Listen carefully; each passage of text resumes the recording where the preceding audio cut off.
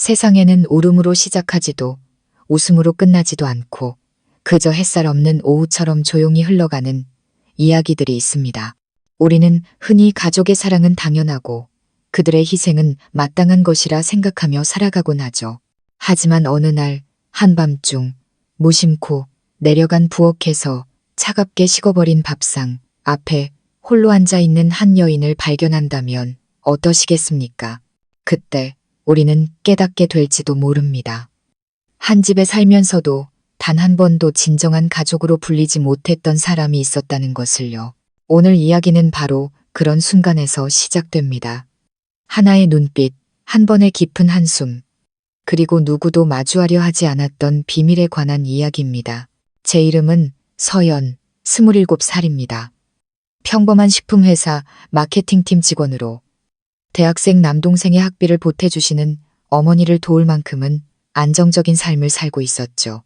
제 남자친구 민준 씨는 저보다 3살 많은 30살, 건실한 중소, 건설회사의 구조 기술자였습니다.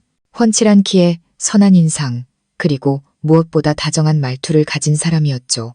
민준 씨를 만난 후 친구들과 직장 동료들은 늘 제게 진국을 만났다며 부러워했습니다. 성실하게 일하는 것은 물론 여자친구를 아끼는 마음이 유별나다고 소문이 자자했거든요. 가끔은 제가 그의 마음에 걸맞은 사람일까 고민하기도 했지만 반짝이는 도시의 불빛 사이로 저를 바래다주며 바라보던 그의 따뜻한 눈빛은 모든 불안을 녹여주기에 충분했습니다. 2년의 연애 기간 동안 민준 씨는 여러 번 결혼 이야기를 꺼냈습니다. 저는 남동생이 대학을 졸업하고 자리 잡는 것을 본 후에야 마음 편히 시집을 갈 수 있겠다 싶어 망설였죠. 그는 묵묵히 저를 기다려주었습니다. 하지만 최근 양가 부모님의 재촉이 이어지자 저도 마침내 그의 집에 정식으로 인사드리기로 마음먹었습니다.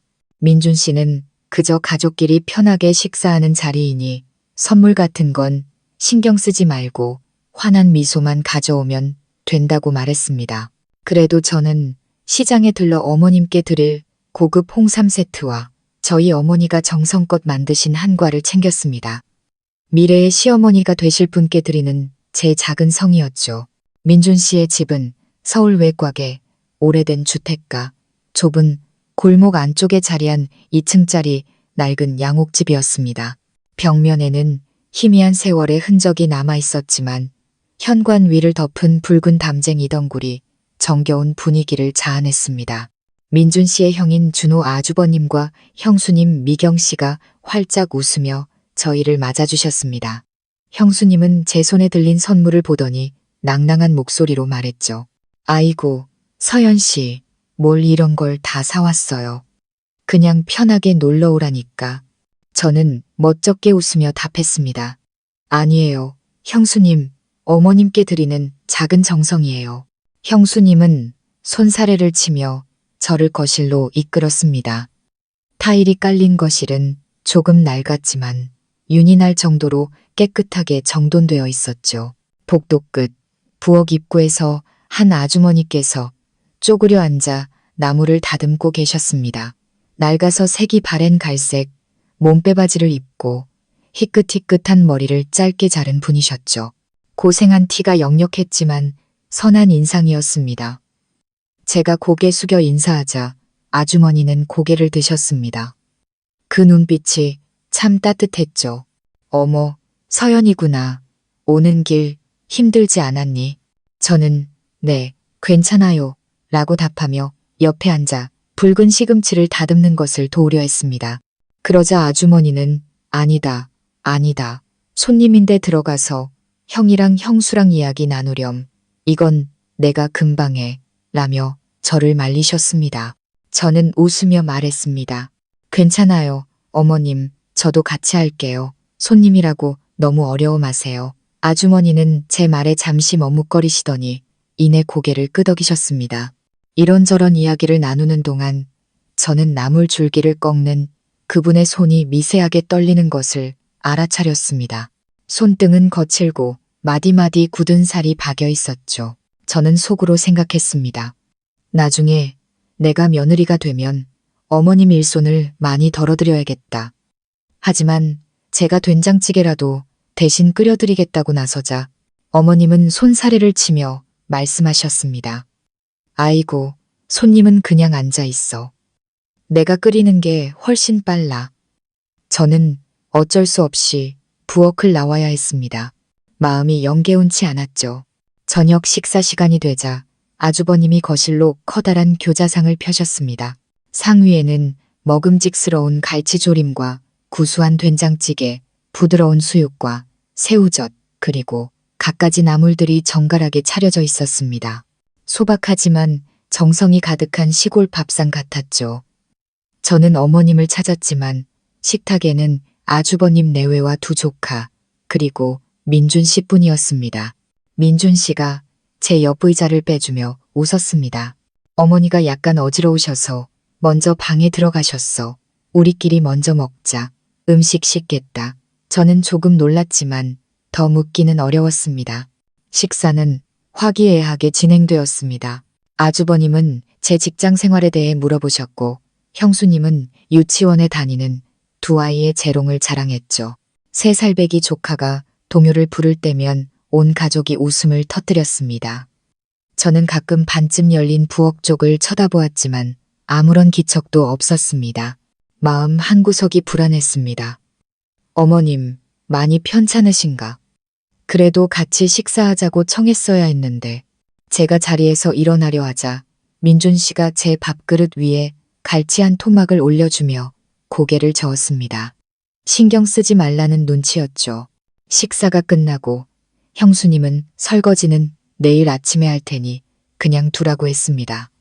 제가 손님으로 와서 가만히 있기 민망해 설거지를 자청했지만 형수님은 서연 씨는 처음 왔으니까 거실에서 시원하게 선풍기 바람이나 쐬고 있어 라며 저를 막아섰습니다. 민준 씨도 맞아. 형수님 말 들어. 걱정하지 마라며 거들었죠. 그래도 저는 남은 찌개를 그릇에 옮겨 담고 수저를 챙겨 부엌으로 향했습니다. 간단히라도 정리해두고 싶었거든요. 그런데 부엌 문이 밖에서 잠겨 있었습니다. 아마 제가 손님으로서 불편해할까봐 일부러 잠가둔 모양이었습니다. 그날 밤 민준 씨는 출장 간 막내 동생의 방을 제게 내주었습니다. 그는 잘 자라는 인사를 남기고 자기 방으로 돌아갔죠.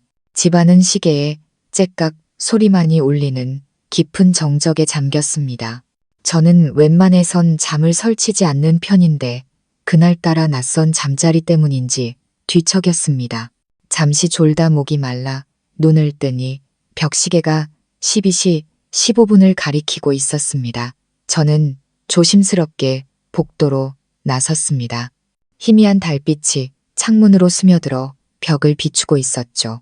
계단 끝에 다다랐을 때 저는 부엌 문틈으로 새어나오는 희미한 불빛을 보았습니다. 심장이 쿵 하고 내려앉았죠. 이 시간에 누가 깨어있지? 형수님인가? 저는 고양이처럼 살금살금 다가갔습니다. 문은 손가락 2개가 들어갈 만큼 열려 있었죠. 그 틈으로 부엌 안을 들여다본 순간 저는 머리칼이 쭈뼛 서는 광경을 목격했습니다. 어머님께서 작은 목욕 의자에 웅크리고 앉아 계셨습니다.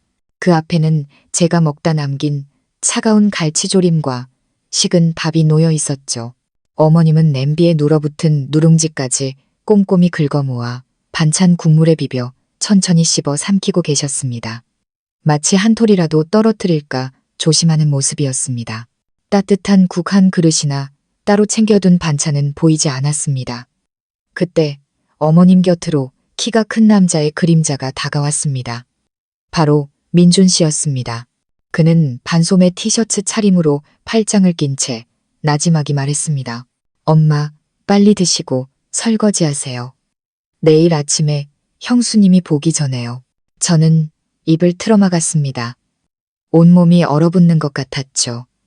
그는 습관처럼 엄마라고 불렀지만 이어진 그의 말은 제 온몸을 소름 돋게 했습니다. 그냥 밥 해주시는 분 역할이나 잘하시면 저희도 존중해 드릴 테니 아시겠어요? 저 좀 곤란하게 만들지 마세요. 어머님은 고개를 숙인 채 겨우 들릴 듯한 목소리로 답했습니다. 알았다. 민준 씨는 갈치조림 냄비를 힐끗 보더니 차갑게 덧붙였습니다. 조금만 드세요. 막내 돌아오면 먹게 남겨둬야죠. 그 말을 남기고 그는 부엌 불을 꺼버렸습니다. 희미한 가로등 불빛만이 어머님의 주름진 얼굴을 비췄죠. 어둠이 두 사람을 삼키는 순간 저는 황급히 뒷걸음치다 그만 낡은 찬장에 부딪히고 말았습니다. 끼익 하는 소리가 복도에 울려 퍼졌습니다. 심장이 철렁 내려앉았습니다.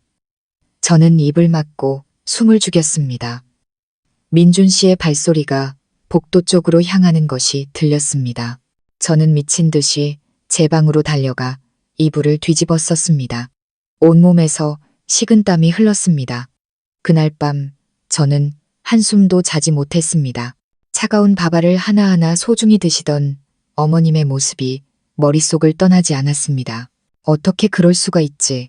내가 사랑했던 그 다정한 남자가 자신을 키워준 어머니에게 저렇게 냉정할 수 있을까? 혹시 친어머니가 아니신 걸까? 하지만 설령 그렇다 해도 어른에 대한 예의가 아니었습니다. 만약 우리 엄마가 며느리가 먹다 남긴 밥을 몰래 드시는 모습을 상상하자 심장이 찢어질 듯 아팠습니다. 동이 틀 무렵 저는 부엌에서 물 흐르는 소리를 들었습니다. 문틈으로 살짝 엿보니 어머님께서 구분등으로 그 많던 설거지를 하고 계셨습니다. 가녀린 손이 쉴 새 없이 움직였죠. 창문으로 들어온 첫 햇살이 소금처럼 희끗희끗한 그분의 머리칼을 비췄습니다. 저는 저도 모르게 눈시울을 닦았습니다. 아침 7시 민준 씨가 방문을 두드렸습니다. 그는 아무 일도 없었다는 듯 환하게 웃으며 아주버님이 아침 식사로 설렁탕을 끓여 놓았다고 말했습니다. 저는 그의 눈을 피하며 나지막이 대답했습니다. 잠시 후 모두가 식탁에 둘러앉았을 때 어머님은 조용히 설렁탕 그릇들을 내려놓고는 부엌으로 사라지셨습니다. 형수님이 어머니도 같이 드세요 라고 말했지만 어머님은 고개를 저으며 관절약 때문에 속이 좋지 않아 나중에 드시겠다고 했습니다. 저는 끓어오르는 무언가를 꾹 참으며 설렁탕을 넘겼지만 머릿속은 윙윙 울렸습니다. 지난 몇 년간 쌓아온 완벽한 연인의 이미지가 무너져 내리고 의심의 파도가 마음속을 헤집었습니다. 저는 결심했습니다.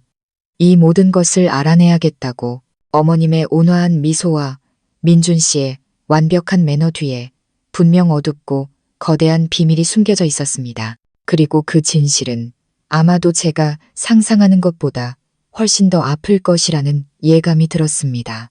그날 아침 모두가 김이 모락모락 나는 설렁탕을 먹는 동안 저는 아무렇지 않은 척하려 애썼지만 어젯밤의 충격으로 머릿속이 복잡했습니다. 민준 씨는 여느 때처럼 다정하게 제게 깍두기를 덜어주며 말했죠. 서연아, 많이 먹어. 우리 형이 끓인 설렁탕 마시기가 막혀. 저는 억지로 국물을 삼켰지만 목구멍이 칼칼했습니다. 설렁탕 때문이 아니었습니다. 한밤중 부엌에서 식은 밥을 드시던 어머님의 모습이 눈앞에 아른거렸기 때문입니다. 가족들은 즐겁게 대화를 나눴지만 누구도 어머님에 대해 언급하지 않았습니다. 새벽같이 일어나 설거지를 하고 마당을 쓸던 그분에 대해서 말이죠. 누군가 어머니라는 단어를 꺼낼 때마다 식탁의 분위기가 순간 어색해졌다가 금세 다른 주제로 넘어가는 것을 느낄 수 있었습니다. 분명 이 가족에게는 무언가 기묘한 점이 있었습니다. 식사를 마치고 민준 씨가 저를 집에 데려다 주겠다고 했습니다. 저는 자리에서 일어나 모두에게 인사하며 어머님을 찾았지만 보이지 않았습니다. 부엌을 지나칠 때 힐끗 보니 모든 것이 반짝일 정도로 깨끗하게 정리되어 있었습니다. 어머님은 또다시 불평 한마디 없이 조용히 모든 것을 치우신 듯 했습니다. 차에 오르자마자 저는 불쑥 물었습니다. 민준 씨, 어머님은 어떤 분이세요? 그는 잠시 놀란 듯 하더니 이내 웃으며 답했습니다. 무슨 뜻이야? 우리 엄마 엄청 순하시지. 근데 아버지가 돌아가신 후에 좀 과묵해지시고 사람 만나는 걸 어려워하셔. 어머님께서 너무 힘들어 보이세요. 가족들과 식사도 잘 안 하시는 것 같고 어제도 그러셨잖아요. 민준 씨의 표정이 순간 굳어졌습니다. 그는 몇 초간 침묵하더니 앞만 보며 조용히 말했습니다. 그런 건 신경 쓰지 마. 원래 같이 식사하는 거 안 좋아하셔. 아버지가 돌아가신 후로는 더 심해지셨고. 저는 미간을 찌푸렸지만 더는 묻지 않았습니다. 그가 무언가를 숨기고 있다는 것이 분명했고 그 사실이 저를 더욱 진실을 파헤치고 싶게 만들었습니다. 그날 밤 저는 잠을 이룰 수 없었습니다. 민준 씨가 뱉었던 냉혹한 말이 귓가에 맴돌았습니다. 그냥 밥 해주시는 분 역할이나 잘하시면 소름이 끼쳤습니다. 저는 고민 끝에 고등학교 동창이자 현재 동사무소에서 일하는 친구 지혜에게 전화를 걸었습니다. 지혜는 가족관계 서류에 대해 잘 알고 있었죠. 저는 조심스럽게 물었습니다. 지혜야, 혹시 가족관계 증명서 같은 걸로 가족 구성원 간의 관계를 확인할 방법이 있을까? 지혜는 놀라며 물었습니다. 웬일이야? 너 결혼할 남자 집안 뒷조사라도 하게? 저는 쓴웃음을 지으며 남자친구의 가족에게 무언가 투명하지 않은 점이 있는 것 같다고 털어놓았습니다. 지혜는 목소리를 낮춰 말했습니다. 그 가족이 사는 동네 주민센터에 아는 사람이 있으면 쉽게 확인할 수 있지. 그게 아니면 신분증이나 등본 같은 걸 빌려서 사진이라도 찍어와봐. 내가 확인해 줄게. 전화를 끊고 저는 고민에 빠졌습니다. 어떻게 그 서류를 볼 수 있을까? 민준 씨에게 직접 물어볼 수는 없는 노릇이었습니다. 고민 끝에 저는 민준 씨의 형수 미경 씨를 떠올렸습니다.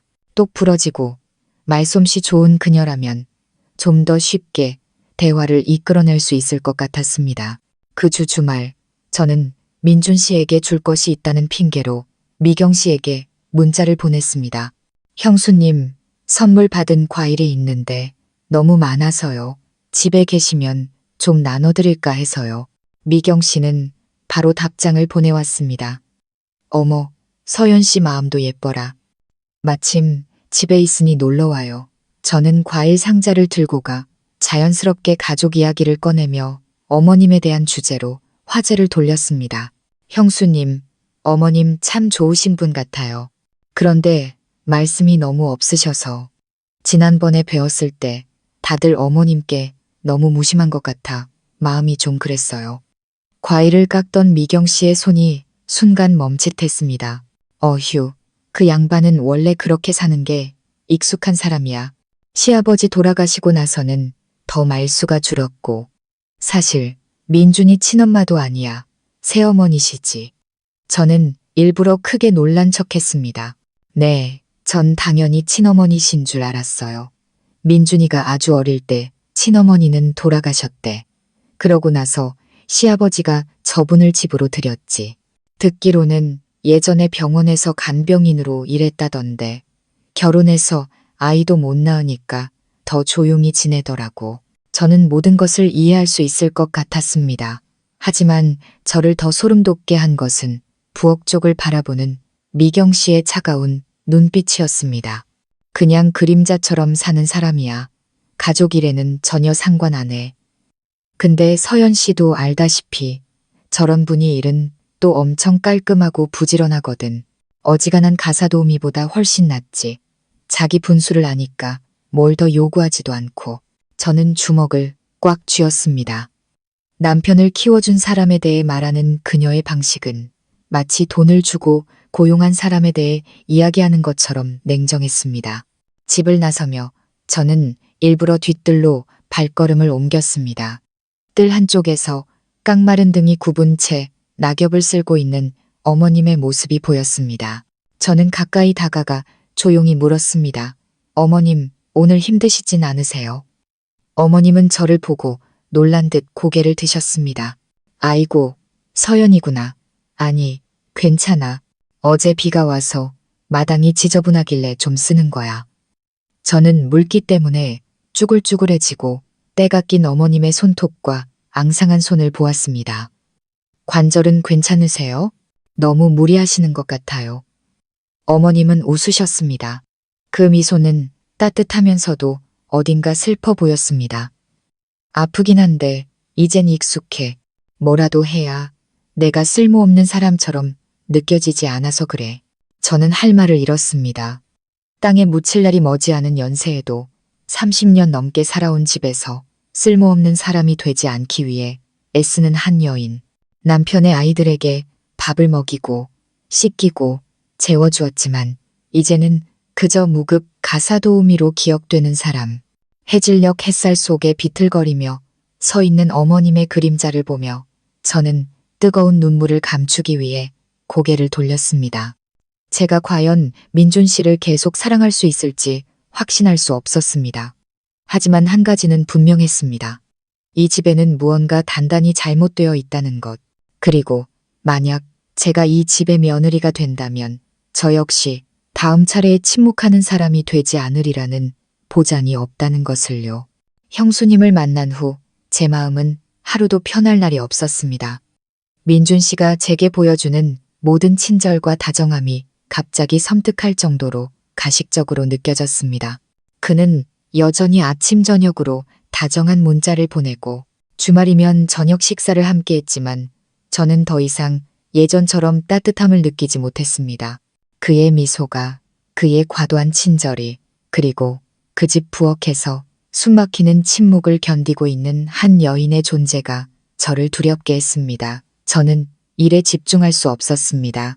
보고서를 작성하다 오타를 내기 일쑤였고 회의 내용은 귓가를 스쳐 지나갈 뿐이었습니다. 형수님의 냉정한 말과 오물처럼 깊고 슬픈 눈을 한 어머님의 모습이 계속 떠올랐습니다. 그 평온해 보이는 집 뒤에는 분명 아주 오랫동안 묻혀있던 거대한 잘못이 있었습니다. 그리고 운명의 그날 밤이 다시 찾아왔습니다. 제 평생 잊을 수 없는 그 밤이 말이죠. 부슬부슬 비가 내리던 토요일 밤이었습니다. 민준 씨는 저를 데리고 근사한 레스토랑으로 갔습니다. 여전히 그는 의자를 빼주고 물을 따라주며 제가 좋아하는 메뉴를 세심하게 챙겼습니다. 그는 결혼 후에 작은 아파트를 구하고 공동 명의로 등기해서 공평하게 하자는 계획을 이야기했습니다. 저는 그 말을 들으며 속으로 냉소를 지었습니다. 완벽해 보이는 이 남자에게는 무언가 결여되어 있었습니다. 식사를 마친 후 민준 씨는 회사에서 새로 계약한 홍보 캠페인 관련 서류를 검토해달라며 저를 자신의 집으로 데려갔습니다. 마음속에 수많은 의문이 있었지만 저는 일단 평소처럼 행동하며 그의 집으로 들어섰습니다. 그가 차를 끓이러 부엌으로 내려간 사이 저는 거실에 홀로 앉아 익숙하면서도 낯설게 느껴지는 집안을 둘러보았습니다. 현관 구석에 가지런히 놓인 어머님의 낡은 슬리퍼, 행주거리에 걸린 빛바랜 행주, 부엌 한쪽에 놓인 어머님이 늘 앉으시던 작은 목욕 의자. 모든 것이 그분의 존재를 그 어느 때보다 선명하게 상기시켰습니다. 10분이 지나도 민준 씨는 돌아오지 않았습니다. 저는 화장실에 가는 척하며 아래층으로 내려갔습니다. 부엌으로 이어지는 복도를 지날 때 저는 걸음을 멈췄습니다. 부엌 불이 켜져 있었고 수저가 그릇에 부딪히는 작은 소리가 들려왔습니다. 심장이 세차게 뛰기 시작했습니다. 저는 어머님이나 민준 씨가 차를 준비하고 있을 거라고 생각했습니다. 하지만 제 눈앞에 펼쳐진 광경은 저를 숨막히게 했습니다. 어머님께서 차가운 부엌 바닥에 웅크리고 앉아 계셨습니다. 그 앞에는 우리가 저녁으로 먹다 남긴 식은 밥과 반찬이 놓여 있었죠. 어머님은 조용히 마치 한 톨이라도 흘릴까봐 조심하며 천천히 밥을 드시고 계셨습니다. 따뜻한 국도, 따로 챙겨둔 반찬도 없었습니다. 오직 식은 음식과 그분의 희끗희끗한 머리 위로 쏟아지는 노란 백열등, 불빛뿐이었습니다. 저는 그 자리에 못 박힌 듯 서 있었습니다. 온몸의 피가 차갑게 식는 것 같았죠. 더는 한 걸음도 움직일 수 없었습니다. 바로 그때 계단에서 발소리가 들려왔습니다. 저는 재빨리 근처 벽 뒤로 몸을 숨겼습니다. 민준 씨였습니다. 그는 스마트폰을 들여다보며 아무 일도 없다는 듯 태연하게 걸어 내려왔습니다. 그는 부엌 문 앞에 멈춰 서더니 목소리를 높였습니다. 어머니, 다 드시면 저희가 쓴 그릇까지 다 설거지해 놓으세요. 내일 아침에 형수님 눈에 띄게 하지 마시고요. 귀찮아져요. 어머님의 목소리가 떨렸습니다. 알았다. 민준 씨는 몇 초간 서 있다가 아무 일도 없었다는 듯 가벼운 발걸음으로 다시 위층으로 올라갔습니다. 저는 숨을 죽였습니다. 눈시울이 뜨거워지고 목이 메어왔습니다. 어머님은 소리 없이 남은 밥을 드시고 민준 씨는 제가 한때 세상에서 가장 다정하다고 믿었던 그 남자는 이토록 잔인하고 무심한 사람이었습니다. 저는 민준 씨보다 몇 분 먼저 거실로 돌아와 텅 빈 기계처럼 소파에 앉았습니다. 그가 따뜻한 차를 따라주며 웃었습니다. 무슨 생각하길래 그렇게 조용해. 저는 그를 쳐다보았습니다. 마치 처음 보는 사람처럼 낯설었습니다. 제 눈앞에 있는 사람은 더 이상 다정한 민준 씨가 아니었습니다. 자신을 키워준 여인에게 냉정하게 등을 돌릴 수 있는 남자일 뿐이었습니다. 저는 고개를 숙이며 작게 말했습니다. 나 좀 피곤해서 이제 가봐야 할 것 같아. 그는 조금 놀랐지만 더 묻지 않고 저를 문 밖까지 배웅해 주었습니다. 그의 몸에 뱃니에이는 여전했죠. 차에 오르기 전 저는 빗속에서 마당을 쓸고 계신 어머님께 고개 숙여 인사했습니다. 어머님은 마치 한 번도 잊힌 적 없는 사람처럼 제게 희미하게 웃어주셨습니다. 저는 밤의 빗속을 뚫고 차를 몰았습니다. 얼굴을 때리는 빗방울보다 제가 방금 목격한 진실이 훨씬 더 아팠습니다. 잠을 이룰 수 없었습니다. 밤새 두 가지 질문이 머릿속을 떠나지 않았습니다. 첫째, 어머님은 왜 저런 삶을 견디고 계신 걸까? 둘째, 저 남자를 내 미래의 남편이라 부를 용기가 내게 남아있는가? 다음 날 저는 회사에 휴가를 냈습니다. 그리고 다시 민준 씨의 집으로 향했습니다. 예고 없이, 다른 이유 없이, 오직 솔직한 대답을 듣기 위해서였습니다. 저는 어머님과 직접 이야기하고 싶었습니다. 왜 그토록 고통스러운 운명을 받아들이고 계신지 알아야 했습니다. 그리고 저 자신에게도 답을 주어야 했습니다.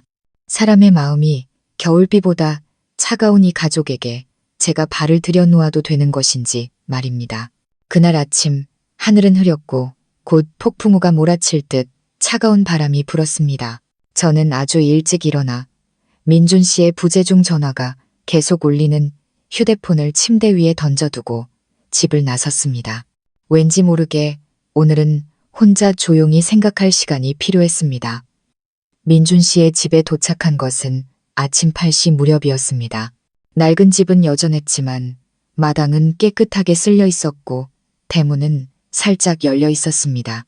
집 안은 평소와 달리 조용했고 부엌에서 설거지하는 물소리만 희미하게 들려왔습니다. 저는 조용히 말했습니다. 어머님, 저 서연이에요. 혹시 계세요? 부엌에서 어머님께서 고개를 드셨습니다. 낡은 회색 스웨터를 입고 고무장갑을 낀 손으로 여전히 설거지를 하고 계셨죠. 어머, 서연이구나. 웬일이니 이른 아침에 연락도 없이. 저는 어머님 곁으로 다가갔습니다. 퀭한 눈, 지친 기색이 역력한 얼굴. 하지만 어머님은 여전히 제게 슬프면서도 다정한 미소를 보여주셨습니다. 갑자기 찾아와서 죄송해요. 드릴 말씀이 있어서 여쭤볼 게 있어요. 어머님은 잠시 침묵하시더니 천천히 고무장갑을 벗고 손을 씻으셨습니다. 그리고는 창가 작은 식탁 의자를 빼주시며 앉으라고 하셨죠. 그래, 말해보렴. 저는 잠시 망설이다 용기를 냈습니다. 어머님, 민준 씨 친어머니 아니시죠? 어머님은 조용히 고개를 끄덕이셨습니다. 그 얼굴에는 어떤 감정도 없이 섬뜩할 정도로 평온한 표정만 있었습니다. 그래, 나는 새어머니란다. 민준이 친엄마는 병으로 일찍 세상을 떠났고 그 후에 아버지가 나를 집으로 들였지. 그때 민준이가 겨우 3살, 큰아들은 6살, 막내는 돌도 채 지나지 않았을 때였어. 저는 주먹을 꽉 쥐었습니다. 하지만 어머님께서 오빠들을 다 키우신 거잖아요. 친자식도 없으시면서 어머님은 조용히 고개를 저었습니다. 젊었을 때 수술을 해서 아이를 가질 수 없는 몸이었어. 처음부터 알고 있었지만 아이들 아버지를 사랑했기에 감수했단다. 그 사람도 내게는 진심이었고, 랍. 저는 터져나오는 감정을 억누르며 물었습니다. 그런데 왜 이렇게 사시는 거예요? 남은 밥을 드시고 혼자 주무시고 집안의 일꾼처럼 불임을 당하면서요. 지난번에 다 봤어요. 어머님의 몸이 살짝 굳어지는가 싶더니 이내 고개를 숙이셨습니다. 그 눈빛이 그 어느 때보다 아득해 보였습니다. 알고 있었구나, 아가. 내가 귀가 먹고 눈이 먼 것은 아니란다. 하지만 어떤 것들은 알고도 모른 척해야만 한단다. 내가 만약 목소리를 냈다면 이 늙은이를 누가 이 집에 머물게 해주겠니? 돈도 없고 기댈 곳도 없는 늙은이는 굶주린 늑대보다 더 무서운 법이야. 내가 갈 곳이 어디 있겠니? 저는 목이 메었습니다. 하지만 어머님께서 민준 씨 목숨을 구해주셨잖아요. 골수를 기증해 주셨다고 들었어요. 어머님은 고개를 드셨습니다. 대화를 시작한 이래 처음으로 그분의 눈에 눈물이 고였습니다. 그래, 민준이가 고등학생 때 큰 병을 앓았지. 친척 중에 아무도 골수가 맞지 않았는데 다행히 내 것이 맞더구나.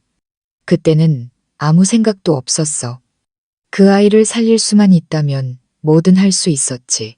비록 나를 엄마라고 부르진 않았지만 내가 사랑했던 사람의 아들이었으니까. 저는 잠긴 목소리로 물었습니다. 오빠들도 이 사실을 아나요? 어머님은 고개를 저었습니다. 아니, 말하고 싶지 않았어. 은혜를 갚아야 한다는 생각에 아이들이 더 나를 멀리하고 불편해할까봐. 차라리 평생 갚아야 할 빚을 진 사람으로 여겨지느니 지금처럼 그냥 일하는 사람으로 취급받는 게 나아. 저는 더 이상 눈물을 참을 수 없었습니다. 뜨거운 눈물이 어머님의 손등 위로 떨어졌습니다. 저는 어머님의 손을 잡으며 말했습니다. 누구도 어머님을 그렇게 대할 권리는 없어요. 친어머니보다 더 이 가족을 위해 헌신하셨는데 누구도 어머님을 외부인 취급할 수 없다고요. 어머님은 미소 지었습니다. 서연아, 너는 아직 젊어서 잘 모른단다. 내가 선택한 삶이니 내가 감당해야지. 아이들이 불효하고 은혜를 모를 수는 있겠지만 내가 그 아이들을 사랑하기로 선택했으니 원망하지 않아. 저는 흐느끼며 말했습니다. 하지만 저라면 그렇게 살 수 없어요. 그렇게 견딜 수 없어요. 그리고 민준 씨처럼 냉정한 남자를 미래의 남편이라고 부를 수도 없고요. 어머님은 제 손등 위에 자신의 손을 포개셨습니다. 아가, 만약 네가 받아들일 수 없다면 억지로 마음을 다잡지 마라.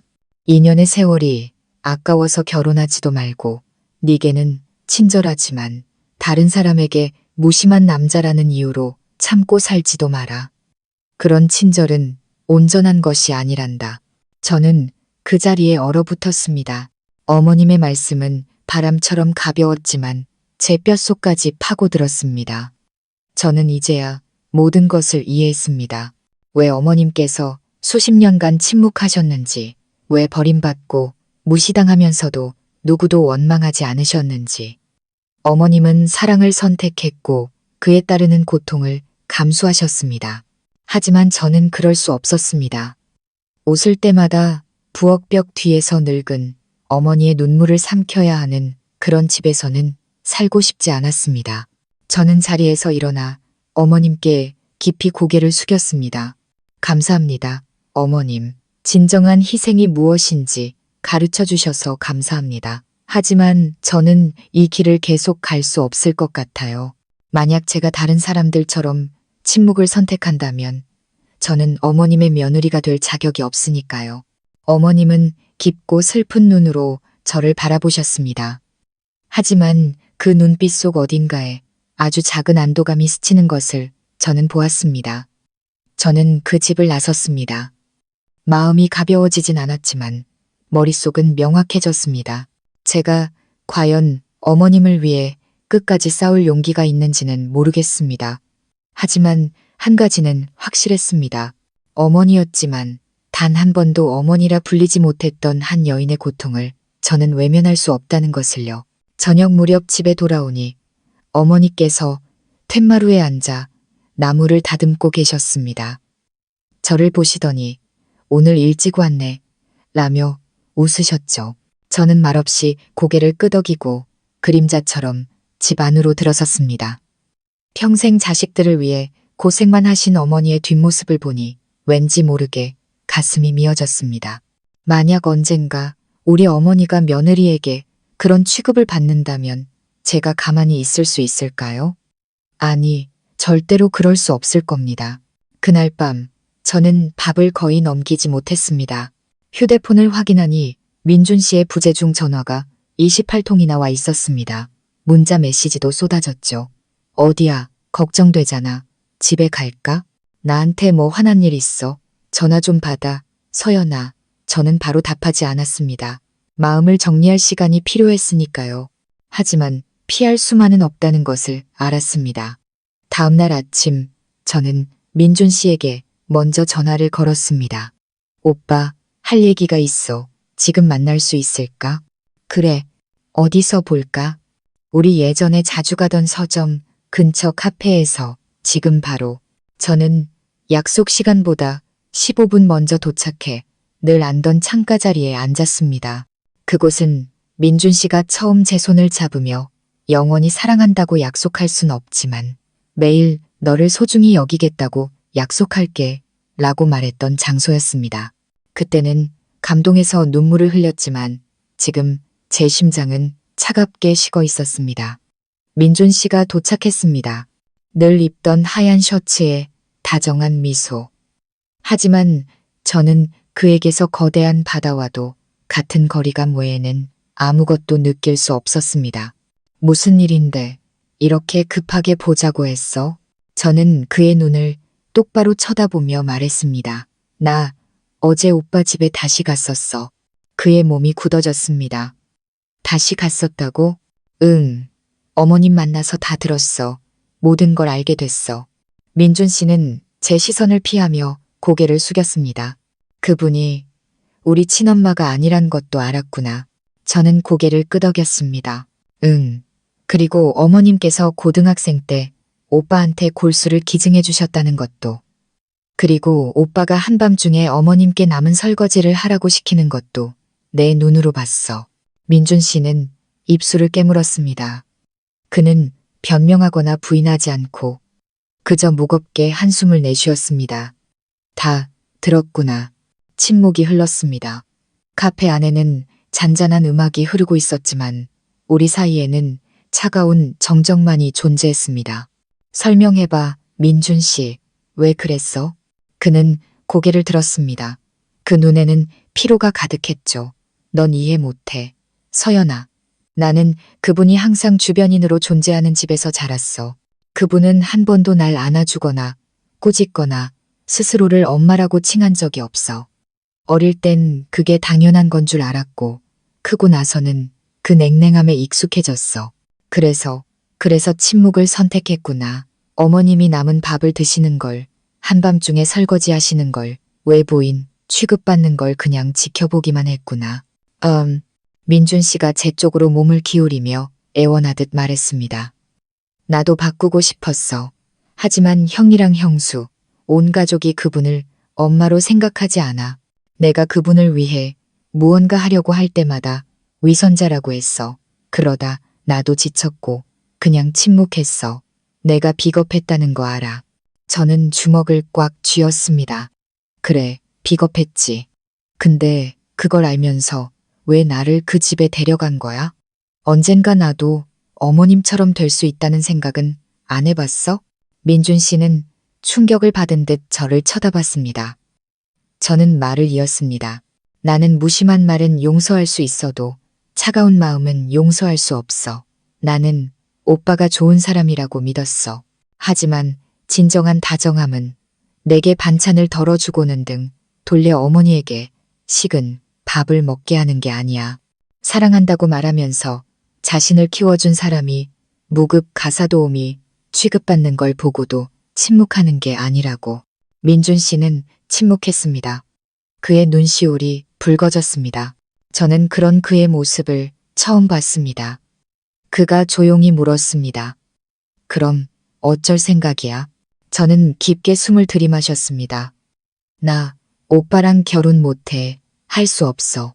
그는 벌떡 일어날 듯 몸을 떨었습니다. 서연아, 제발. 그러지 마. 시간을 줘. 내가 바꿀게. 맹세해. 저는 그의 말을 끊었습니다. 제 눈에도 눈물이 고였지만 목소리는 떨리지 않았습니다. 오빠가 변할 수 있다는 걸 못 믿는 게 아니야. 기다리고 싶지 않은 거야. 한 남자가 자기 어머니를 사랑하는 법을 다시 배우는지 아닌지 보려고 내 청춘을 전부 걸고 싶지 않아. 민준 씨는 테이블 위로 고개를 떨궜습니다. 저는 자리에서 일어나 가방에서 작은 봉투를 꺼냈습니다. 이건 어머님께서 오빠에게 골수를 기증했다는 혈액검사 결과지 사본이야. 어머님은 이걸로 생색내고 싶지 않으셔서 원본도 갖고 계시지 않더라. 하지만 나중에 오빠가 정말 다시 시작하고 싶다면 자신이 누구에게 가장 큰 빚을 졌는지 알아야 할 것 같아서 저는 편지를 테이블 위에 놓고 돌아섰습니다. 민준 씨가 저를 불렀습니다. 서연아, 지금은 날 용서하지 못해도 미워하지는 말아줘. 널 잃고 싶지 않아. 저는 돌아보지 않고 그가 겨우 들을 수 있을 만큼 작지만 단호하게 말했습니다. 미워하지 않아. 다만 안타까울 뿐이야. 아직 시간이 있었을 때 좋은 사람이 될 기회를 스스로 놓쳐버린 오빠가. 그날 오후 저는 집 근처 공원 벤치에 홀로 앉아 있었습니다. 사랑은 배신 때문에 죽는 것이 아닐지도 모릅니다. 어쩌면 사랑은 믿음이 사라졌을 때, 침묵이 불의에 대한 동조가 되었을 때 죽는 것인지도 모릅니다. 저는 휴대폰을 꺼내 어머님께 문자를 보냈습니다. 어머님, 혹시 지내실 곳이 필요하시면 제가 도울 수 있어요. 혼자 두지 않을게요. 답장이 올지 알 수 없었지만 한 가지는 분명히 알았습니다. 저는 완벽한 남자를 원하는 것이 아니었습니다. 저는 단지 자기 집안의 아주 작은 것이라도 옳은 것을 지켜낼 수 있는 남자를 원했던 것입니다. 민준 씨와 마지막으로 만난 지 일주일 후 저는 2년간의 관계를 공식적으로 정리했습니다. 그 후 저는 다시 일에 몰두했습니다. 하지만 아무리 애써도 마음 한구석에서 계속 저를 괴롭히는 분이 있었습니다. 바로 어머님이었습니다. 문자를 보낸 후로 답장이 없었고 저는 차마 다시 연락할 용기가 나지 않았습니다. 그러던 어느 날 오후 어머니의 친구분에게서 전화가 왔습니다. 어머님께서 시장에서 쓰러져 근처 병원 응급실에 실려갔다는 소식이었습니다. 저는 손발이 떨리고 숨이 막히는 것 같았습니다. 병원에 도착하자마자 응급실로 달려갔습니다. 의사는 환자가 극심한 탈진과 저혈당 쇼크로 입원했으며 다행히 위험한 고비는 넘겼지만 경과를 지켜봐야 한다고 했습니다. 병실에 들어서자 링거를 꽂은 채 창백한 얼굴로 누워 계신 어머님의 모습이 보였습니다. 너무나 작고 앙상해 보였습니다. 저는 의자에 앉아 그분의 거친 손을 잡았습니다. 어머님, 저 서연이에요. 제 목소리 들리세요? 어머님은 희미하게 눈을 깜빡였습니다. 그때 의사가 제게 보호자냐고 물었습니다. 저는 잠시 망설이다 고개를 끄덕였습니다. 네, 제가 조카예요. 가족들은 전화번호만 남기고 바쁘다며 가버렸다고 했습니다. 저는 씁쓸하게 웃으며 말했죠. 아마 저보다 더 가까운 사람은 없을 거예요. 저는 그날 밤새도록 어머님 곁을 지켰습니다. 어머님은 잠결에 무언가 말하려 애쓰셨습니다. 제가 귀를 가까이 대자 쉰 목소리가 들려왔습니다. 서연아, 그 아이들에게는 알리지 마라. 저는 충격을 받았습니다. 민준 오빠한테 연락하지 말라고요? 어머님은 작게 고개를 끄덕였습니다. 저는 어머님의 손을 꽉 잡았습니다. 하지만 아프실 때는 혼자 계시면 안 돼요. 적어도 민준 오빠는 책임을 져야죠. 어머님은 고개를 돌렸습니다. 하얀 베개sit 위로 눈물이 조용히 흘렀습니다. 나는 외로운 건 익숙하단다. 그냥 네가 나를 버리지만 않으면 돼. 그 말은 비수처럼 제 가슴에 꽂혔습니다. 평생을 남을 위해 희생하며 살아온 한 여인이 병상에 누워서야 겨우 내뱉은 소원은 나를 버리지 말아달라는 단순한 부탁이었습니다. 저는 회사에 휴가를 내고 병원비를 수납하고 어머님을 위해 따뜻한 담요와 영양죽을 샀습니다. 제 마음속에는 강한 결심이 싹 텄습니다. 다시는 어머님을 혼자 두지 않겠다고. 며칠 후 어머님께서 조금 기운을 차리셨을 때 저는 조심스럽게 물었습니다. 더 큰 병원으로 옮겨드릴까요? 어머님은 고개를 저었습니다. 돈 쓸 것 없다. 나는 그냥 집으로 돌아가고 싶어. 그 낡은 집이라도 좋고. 정갈 곳이 없다면 네가 잠시만이라도 머물 곳을 마련해주면 안 되겠니? 저는 깜짝 놀랐습니다. 그게 무슨 말씀이세요? 어머님 댁이잖아요. 어머님은 고개를 숙였습니다. 잠시 후 약하지만 또렷한 목소리로 말씀하셨죠. 쓰러지기 전에 그 애들이 집을 팔고 나를 요양원으로 보낼 거라고 이야기하는 걸 들었단다. 나는 아는 사람 하나 없는 곳에서 죽고 싶지 않아. 저는 입술을 깨물었습니다. 알겠어요, 어머님. 제가 약속할게요. 요양원에 가실 일은 없을 거예요. 저를 믿으신다면 이제부터 제가 어머님을 모실게요. 그래도 될까요? 어머님은 제 손을 잡았습니다. 그 눈에 눈물이 가득했습니다. 하늘이 나를 가엾게 여기셨구나. 그 순간 저는 제 인생의 진정한 인연이 2년간의 연애가 아니라 저를 낳아주시진 않았지만 친어머니보다 더 많은 눈물을 흘리게 한 이 여인과의 만남이라는 것을 깨달았습니다. 저는 조용히 제 집 근처에 작은 원룸을 계약하고 어머님을 위한 법적, 사회적 지원 절차를 알아보기 시작했습니다. 어느 일요일 아침 저는 어머님을 모시고 병원을 나섰습니다. 민준 씨의 가족 중에서는 아무도 나타나지 않았습니다. 안부를 묻는 전화 한 통, 문자 한 통 없었죠. 보호자 자격으로 퇴원 수속 서류에 서명하며 저는 40년 가까이 한 집에서 살았던 존재를 이렇게 쉽게 버릴 수 있다는 사실에 할 말을 잃었습니다. 제가 구한 원룸은 작지만 깨끗하고 아늑했습니다. 저는 어머님을 위해 새 이부자리와 옷까지 간단한 생활용품을 준비했습니다. 어머님은 연신 눈물을 흘리시며 제 손을 놓지 못하셨습니다. 내게 너무 큰 신세를 지는구나. 이 은혜를 어찌 갚아야 할지 저는 웃으며 답했습니다. 그런 생각 마세요, 어머님. 저는 그저 옳은 일을 하고 있을 뿐이에요. 그날 저녁 저는 정성껏 쏜 고기죽을 들고 어머님께 갔습니다. 한 숟갈 한 숟갈 천천히 죽을 드시는 어머님의 눈빛에서 저는 평생 본 적 없는 깊은 감동을 읽었습니다. 더 이상의 감사 인사는 없었습니다. 오직 마음 깊은 곳에서 우러나오는 고마움의 눈빛만이 존재했죠. 그 작은 방은 어머님께서 평생 시댁이라 불렀던 그 냉랭한 집보다 1000배는 더 따뜻하게 느껴졌습니다. 다음 날 저는 회사에서 낯선 번호로 걸려온 전화를 받았습니다. 안녕하세요. 저는 민준이 친어머니 김지영이라고 합니다. 저는 그 자리에서 얼어붙었습니다. 민준 씨의 친어머니는 일찍 돌아가셨다고 들었는데 지금 그분이 제게 전화를 걸어온 것입니다. 저는 겨우 평정을 유지하며 답했습니다. 네, 안녕하세요. 무슨 일이시죠? 김지영 씨의 목소리가 떨렸습니다. 서연 씨가 그분을 돕고 있다는 이야기를 들었어요. 다 알고 있어요. 갑자기 연락해서 미안하지만 잠시 만날 수 있을까요? 혹시 어머님과 관련된 일인가요? 네, 아주 많이요. 우리는 그날 오후 공원 근처 작은 카페에서 만났습니다. 김지영 씨는 수수하지만 단아한 모습이었습니다.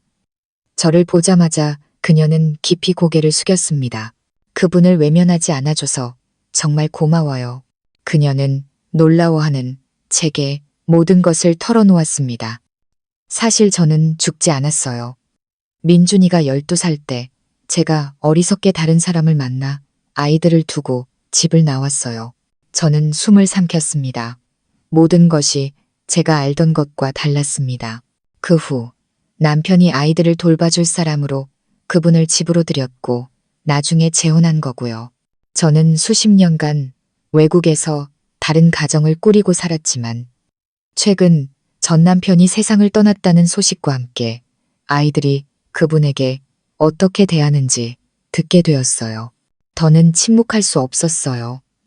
제가 버린 가정이지만 저는 여전히 민준이의 엄마고 그분은 그런 대접을 받을 사람이 아니니까요. 저는 그녀를 쏘아보듯 물었습니다. 왜 더 일찍 돌아오지 않으셨어요? 왜 어머님께서 평생을 그렇게 살도록 내버려 두셨나요? 그녀는 고개를 숙였습니다. 제가 비겁했기 때문이에요.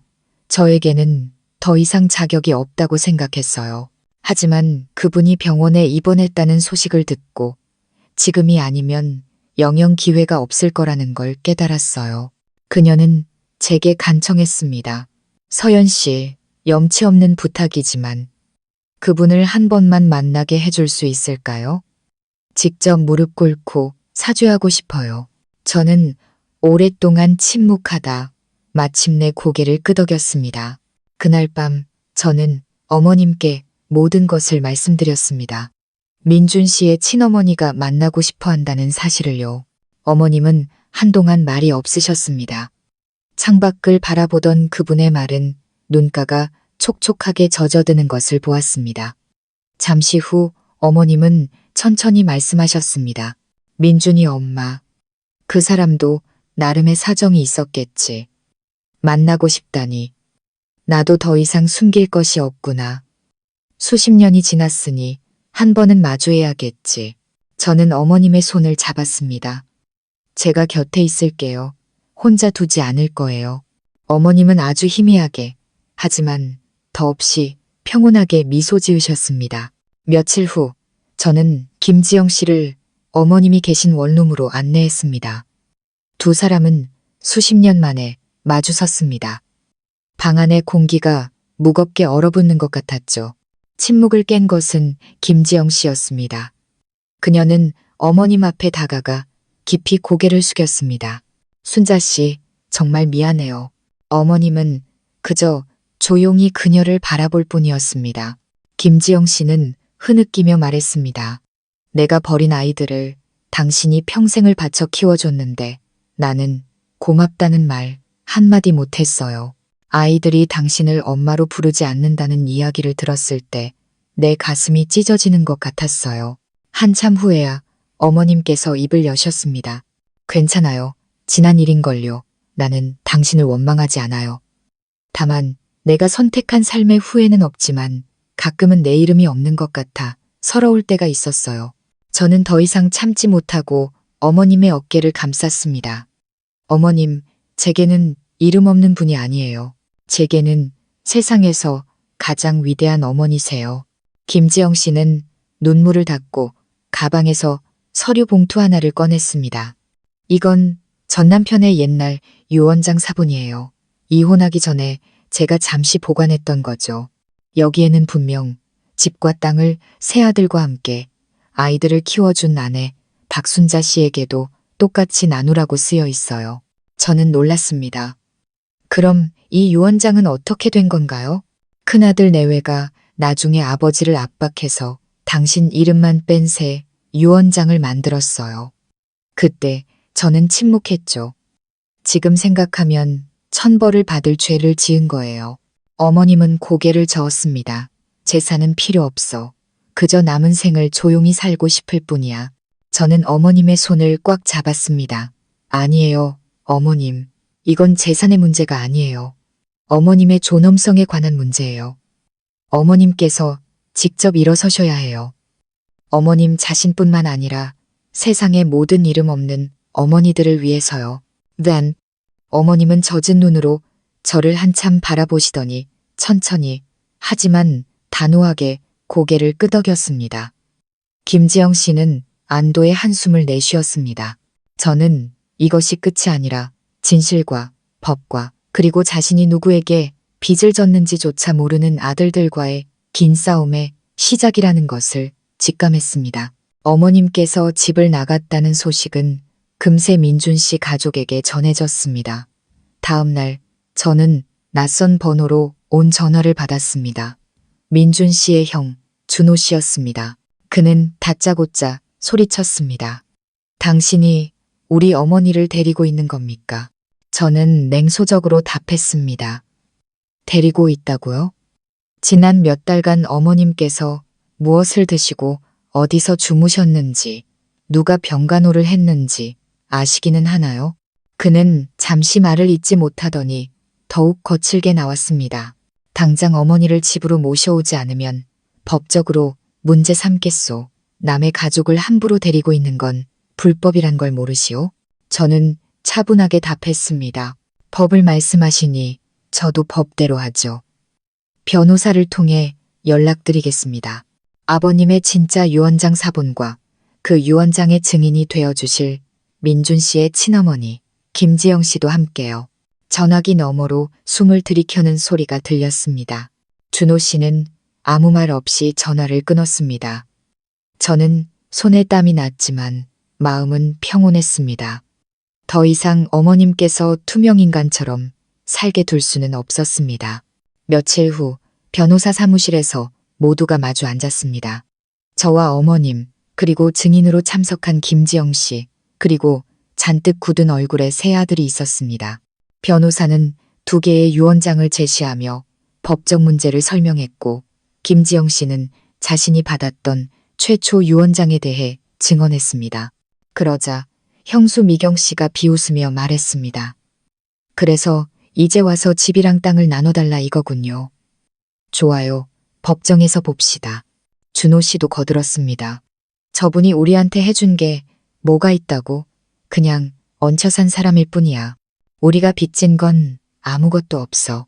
저는 더 이상 참지 못하고 자리에서 벌떡 일어났습니다. 빚이 없다고요? 그럼 민준 씨한테 직접 물어보세요. 고등학생 때 어머님의 골수가 아니었다면 지금 이 자리에 앉아 있을 수 있었는지.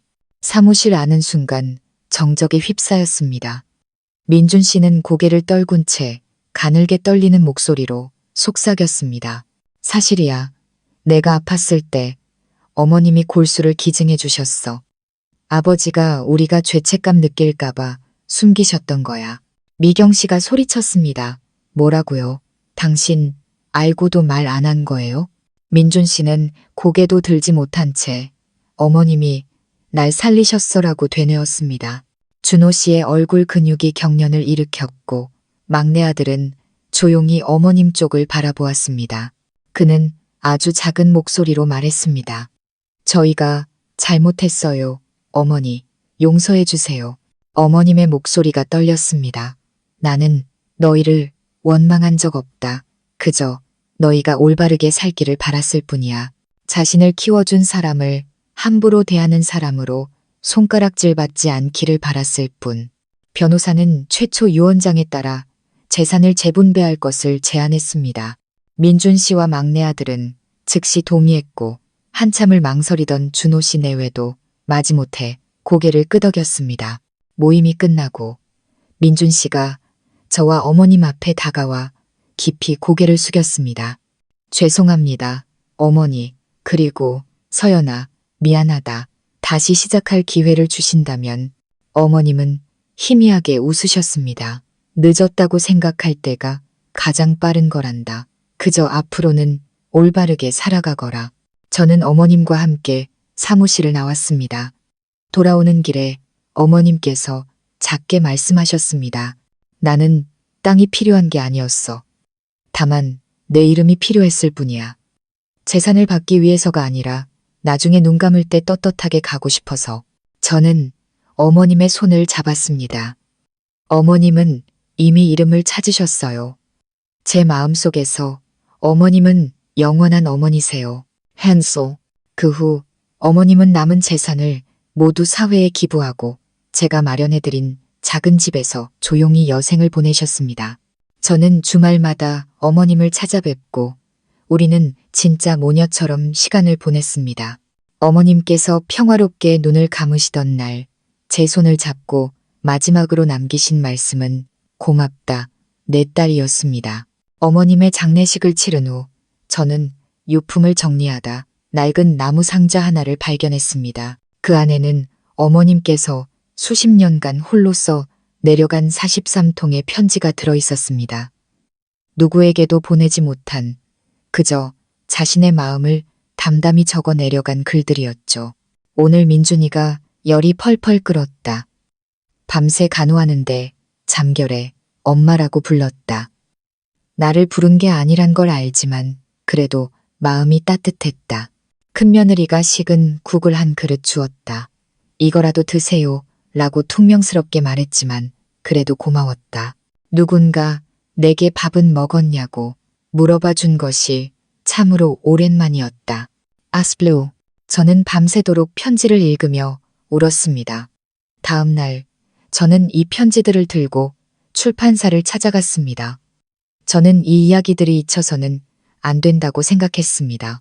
그렇게 이름 없는 어머니가 보낸 43통의 편지라는 제목의 책이 세상에 나왔습니다. 책은 조용하지만 강한 파장을 일으켰습니다. 세상에 수많은 이름 없는 어머니들이 그리고 그들의 자녀들이 이 책을 읽고 울고 용서하고 서로를 보듬기 시작했습니다. 저는 책의 수익금으로 어머니의 이름이라는 작은 재단을 만들었습니다.